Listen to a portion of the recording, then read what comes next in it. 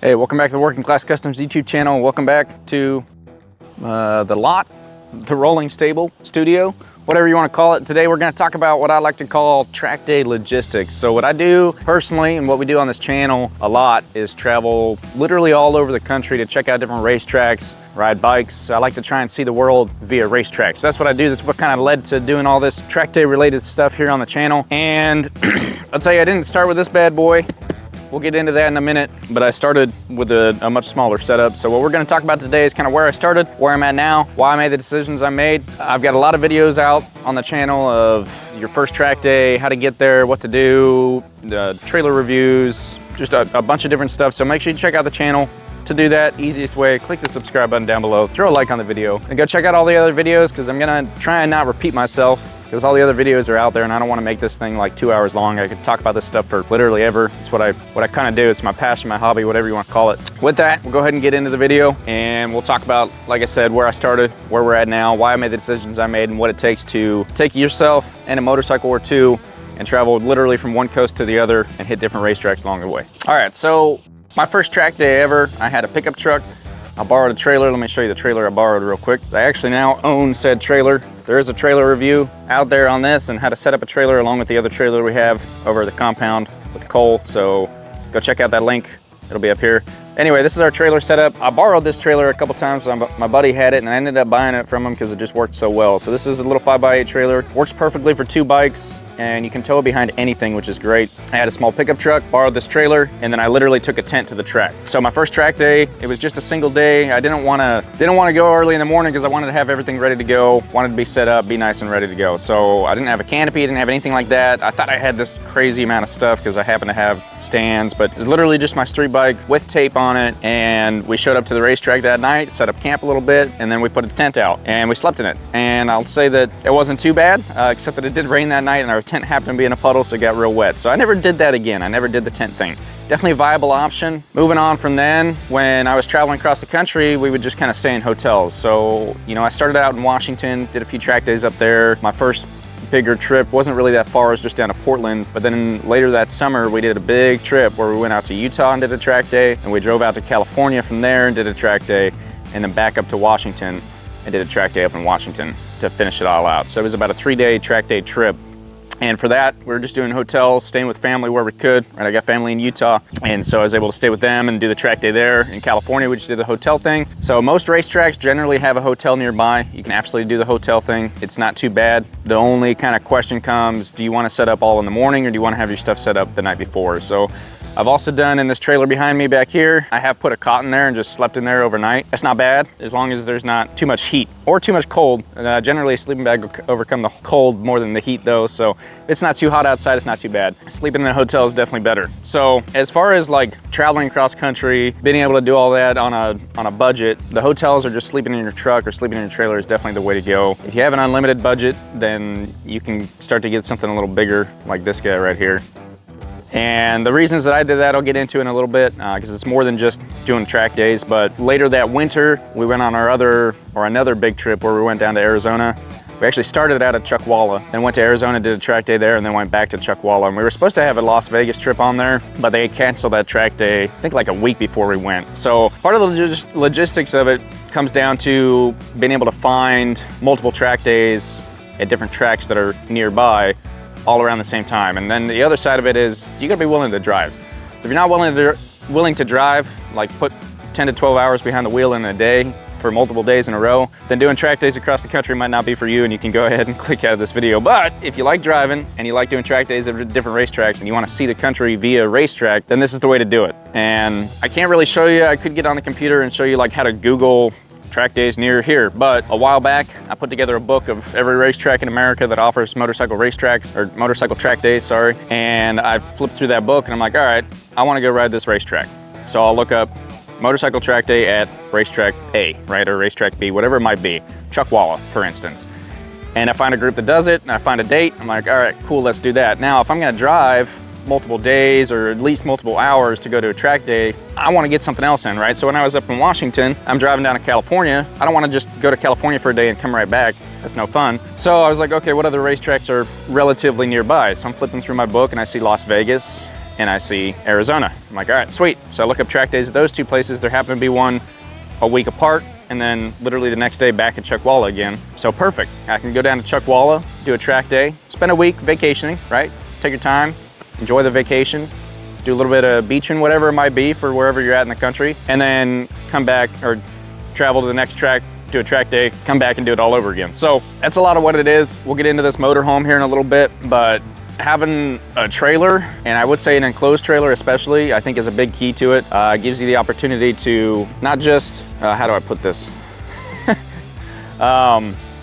Anyway, you can absolutely just put your stuff in the back of the truck, go to a track day, you know, sleep in the bed of the truck or in the back seat of the truck and do all that, and that definitely works. But having an enclosed trailer, keep your bikes in, it's gonna keep them out of the weather, no matter what's on the road. Also just keep them out of like whatever else happens on the road, and then it also will give you a place to sleep. And you could do it where, you know, if you're just yourself or just you and a buddy or whatever, you can set up your trailer with an AC unit on top, some cots that you can fold out, or, you know, you can go for huge moto trailer builds, whatever you want to do. Again, this all depends on what your budget is. But I'd say that having an enclosed trailer, if you're gonna do cross-country track days, that's like the #1 step. I would definitely recommend it. You can do it without, but it's gonna be a lot easier, a lot better, and you'll feel a lot safer. And if you're willing to sleep in it and kind of live that life for a little bit, you can save some money that way. So the next step is this guy. And I'll tell you why I got, oh, we're gonna have to back up a lot. This thing's huge. This is a 38-foot 1998 Newmar Dutch Star. I know we're not a RV channel, so I'm not gonna spend too much time on it, but why I got an RV, a big old motorhome, it's because I do also like camping. So I wanted to be able to take something, just go out, go camping, whatever, but it can tow my trailer. But it doesn't have to tow my trailer.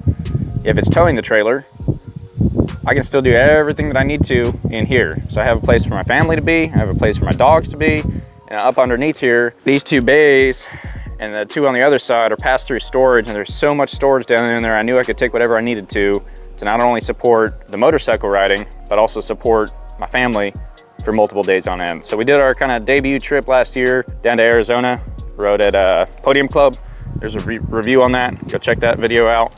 But going down to Podium Club, you know, it's a 3-day trip out there. And so the scariest part, or the most like whatever part you want to talk about, is just ensuring that you have everything. And I say everything in quotation marks like that because it's almost impossible to have everything every time, right? So I have a video out, you can check this one out too. Sorry, there's gonna be a bunch of links in here because I don't want to overdo this, but of like the other things you should take to a track day that people don't always think about. And so, especially when you're going across country to do track days, you want to make sure you have everything where if you break a bike or you break a part or your vehicle breaks down, you have everything to keep you going, right? Because worst case scenario, you get to your first track day out of, let's say 3 for a week or 2, and you wreck your bike and you can't do anything.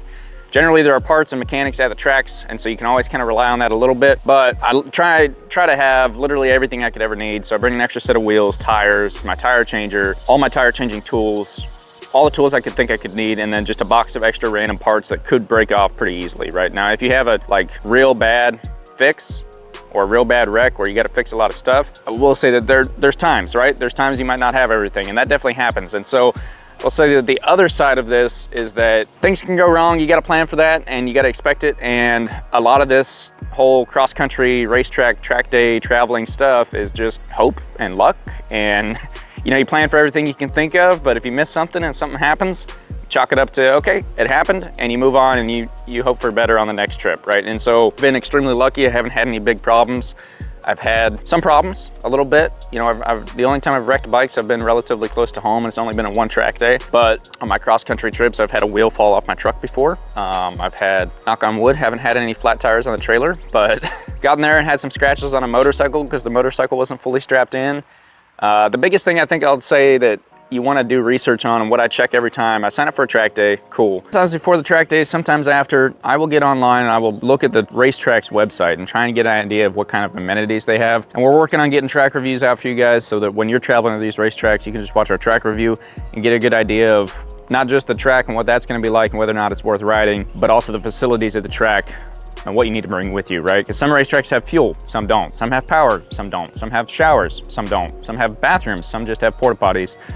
Some are literally just asphalt out in the woods and you figure it out. So knowing all those things before you show up is hugely important, because if you're running a bike or 2 or you're doing 2 days, you need to either know where your closest gas station is or bring enough fuel with you to last you that 2 days, right? And then you got to think about weather.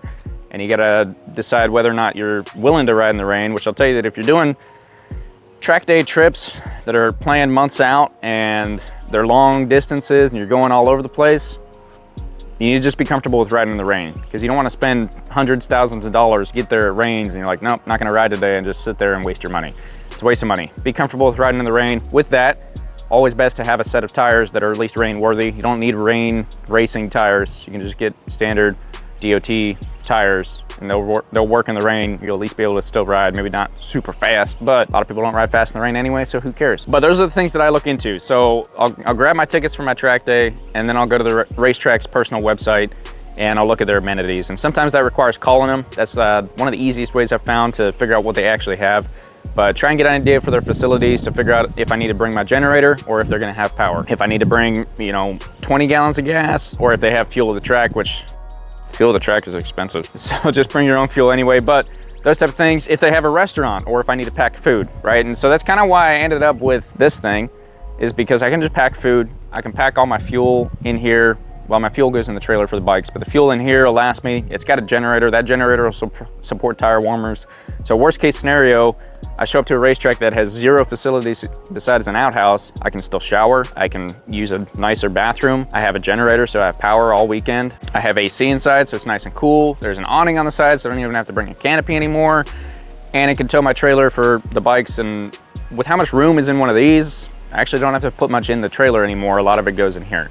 That's besides the point. I would say that the easiest way to do it, you don't have to buy a big old motorhome, but having a place where you can just have everything that you might need. So a refrigerator, something to cook with, at least a little bit, or a way to like warm up if you're just gonna do microwavable food or whatever it might be. A way to warm all that up so you can bring food no matter what for multiple days. A place to use the bathroom, or if you don't care about showering for a few days, then okay, maybe just get a hotel on your way out, but a place to sleep, right? That's gonna be at least a little bit out of the elements. So that's why I say that an enclosed trailer would be probably like the first thing to get if you're looking at doing track days more than just at your home track. You want to travel a little bit, definitely get yourself an enclosed trailer. I'd say that's a necessity.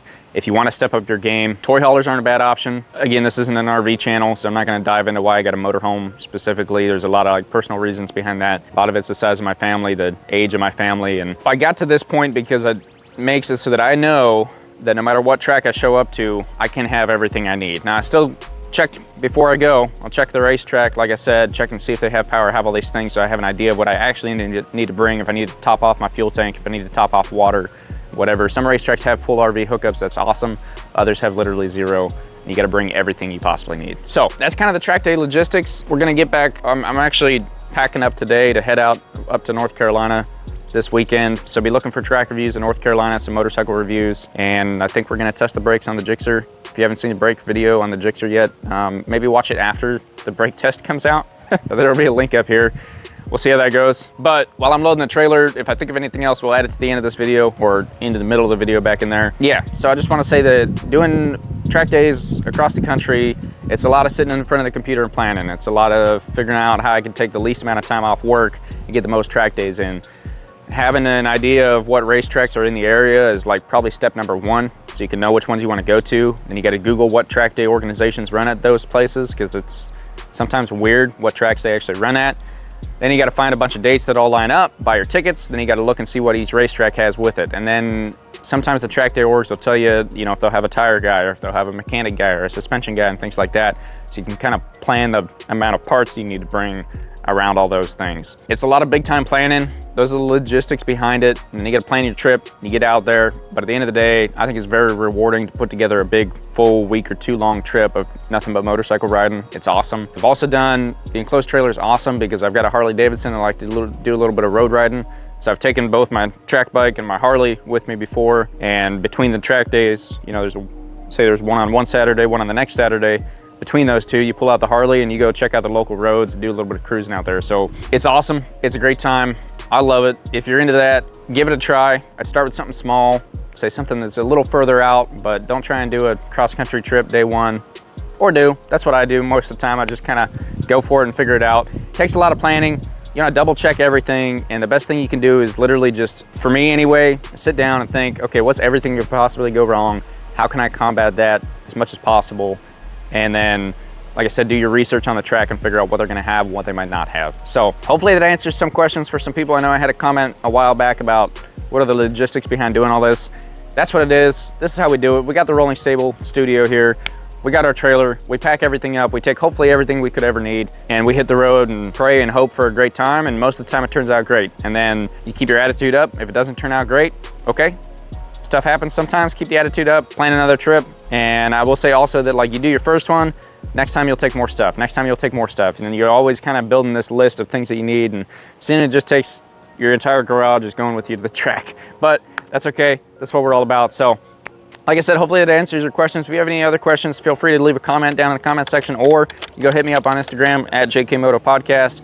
I'll answer any questions there. Feel free to message me, and it doesn't have to be about this either. Anything motorcycle, racetrack, racing, whatever related, I can either answer your question or get you in touch with someone that definitely can. So got a pretty good network of people, and our goal is to get more people out to the racetrack. So hopefully that helped answer some of those questions. Like I said, if you have any others, let me know.